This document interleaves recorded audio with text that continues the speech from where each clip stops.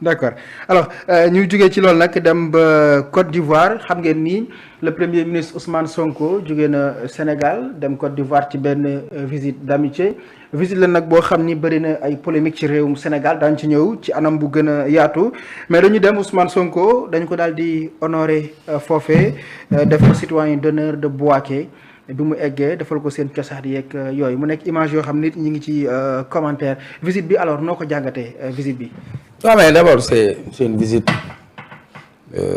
à la fois normale ah. te am indi woon na coow ndax gisoon nañ bi ñu bindee nii le président Ouattara convoque Ousmane Sonko.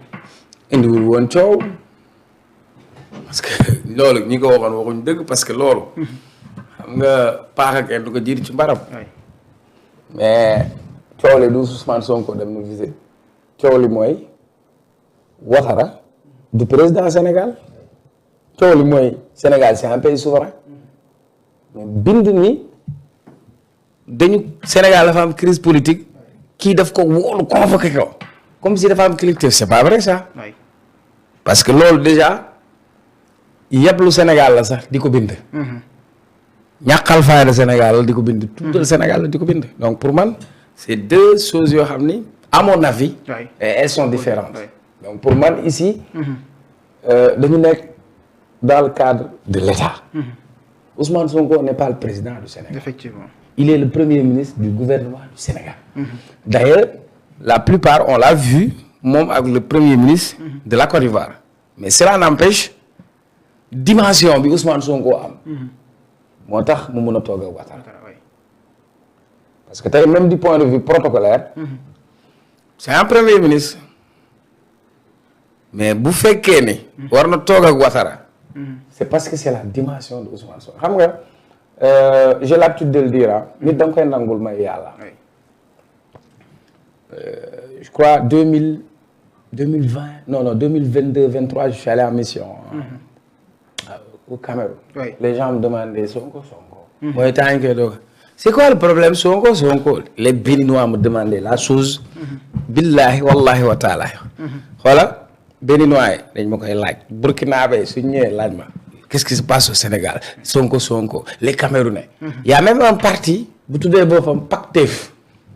Au Comores je pense. non au Cameroun. Oui. Au Cameroun. Oui. Et dans d'autres pays il continue à inspirer parce que.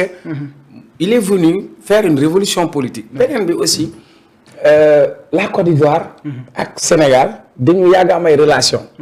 diplomatiques mais au-delà des relations diplomatiques dañu am rôle bu ñu doon jouer. Maintenant dafa am benn cycle aussi. parce que Ouattara dafa am rôle bu mu doon jouer ci leadership au niveau sous-régional Afrique de l'Ouest. À un moment donné Macky Sall jouait le même rôle ñoom ñaar ils étaient en quelque sorte entre guillemets plus des éléments de la France c'est ça la vérité parce que Ouattara a été installé grâce à la France. Oui. Mais ça ne permet pas au Sénégal et la Côte d'Ivoire de couper des liens diplomatiques et des relations. Maintenant pour man c'est une visite bu am solo. Parce que tey mënuñu nekk ci sous-région bi ak ce que le Sénégal représente aujourd'hui au niveau de la CEDEAO parce que moi je considère que le Sénégal est un trait d'union entre ñi nga xam ne ils ont acquis le pouvoir de manière légitime ak ñi nga xam ni dañ leen di wax entre guillemets les putschistes parce que relation diplomatique entre CEDEAO ak Guinée Mali Burkina parce que Sénégal ak Côte d'Ivoire ñoom ñoo defoon embargo bi sur le Mali et cetera maintenant quand relation yooyu ratax na diggante Sénégal ak waa côté bële. il faut ñu rataxal ko diggante moom ak waa côté bi.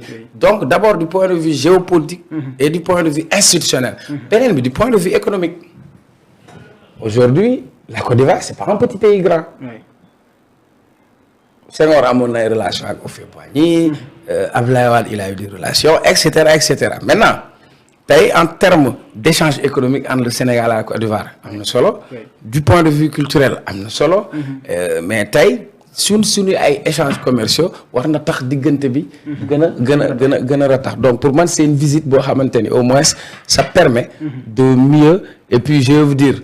est-ce que xam nga à un moment donné. Côte d'Ivoire ak Sénégal ñoom ñaar ñoo fi am ay ports yoo xam ni presque ñoo bokk ay clients.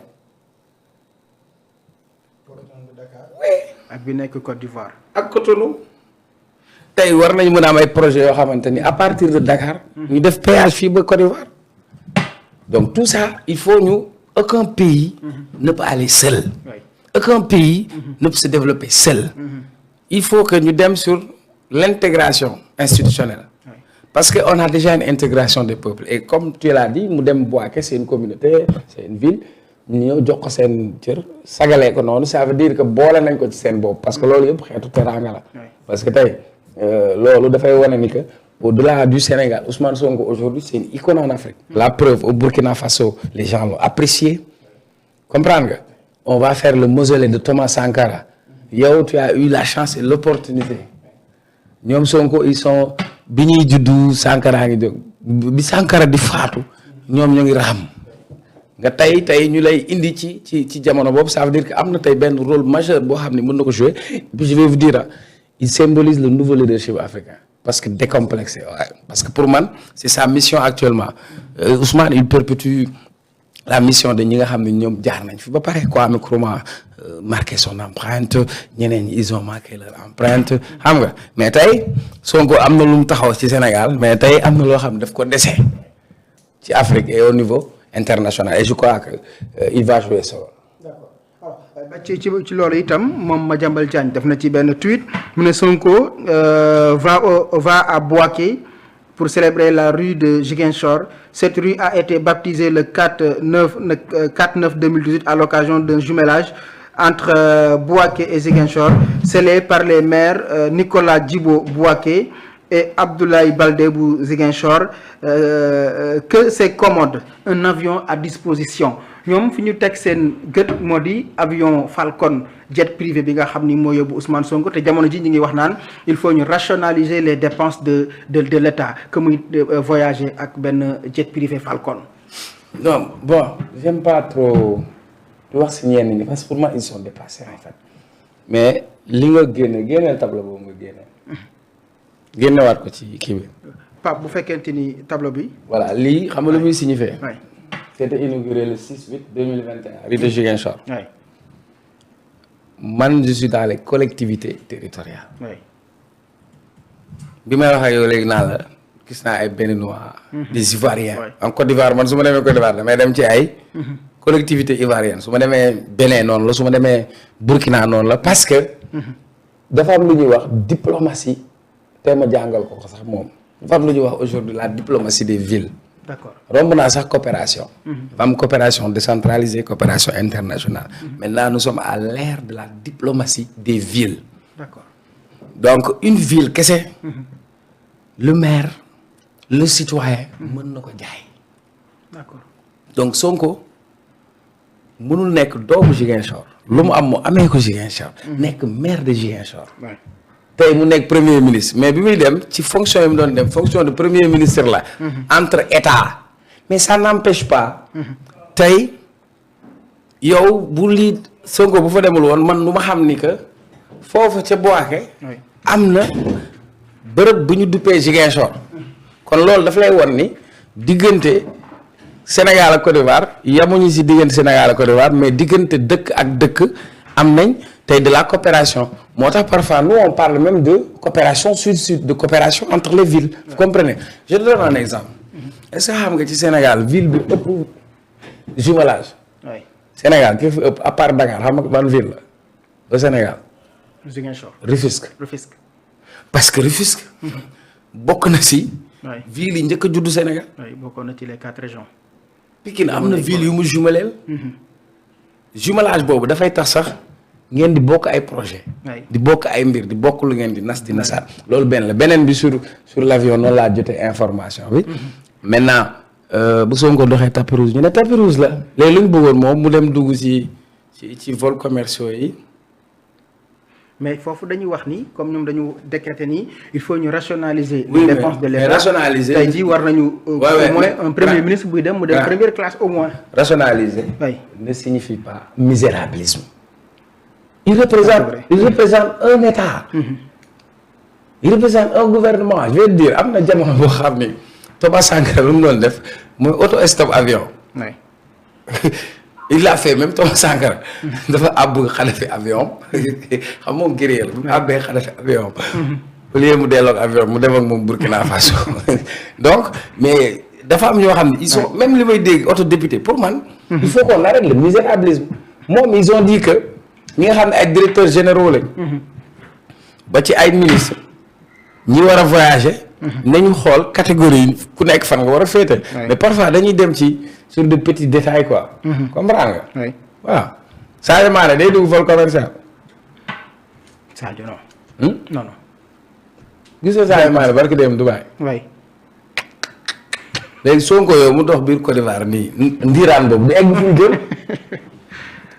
c'est vrai que bu ñu demee gis nañ mu demee Burkina Faso aussi ni ko nit yi dalee gis nañ mu demee Côte d'Ivoire aussi. il faut protéger Sonko parce que tey enjeu bi sax ce n'est plus le Sénégal mais tey c'est quelqu'un aussi qui dérange parce que avec les positions courageuses qu'il a eu à prendre.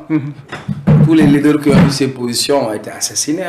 Sonko c'est le seul leader au Sénégal qui a osé parler du franc CFA. fii politique ñi fi politique Sénégal man bi mu dalee xàmmee ba tey mosaguma gis ku toog ne àndul ci CFA da nga koy tëb sax Silvio Olympio quand il a dit que du dugg ci CFA da ciy génn il a été assassiné. c'est un leader africain.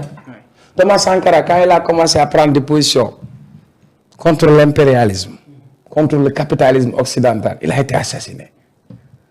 dama leen di wax c'est-à-dire di nga am dara te doo ko xam il faut sortir pour voir dans les autres pays aujourd'hui il inspire en fait il inspire parce que beaucoup de personnes ñun ñii ñëpp on a été inspiré par Nelson Mandela certains ont été inspirés par Thomas Sankara moi par exemple un de mes idoles c'est Amilcar Cabral etc.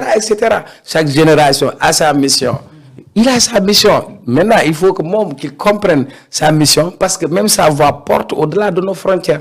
Il a non seulement une dimension politique ici, au niveau national, mais tey c'est un leader boo xam ni au niveau africain dañ koy déglu te dañ koy bàyyi xel.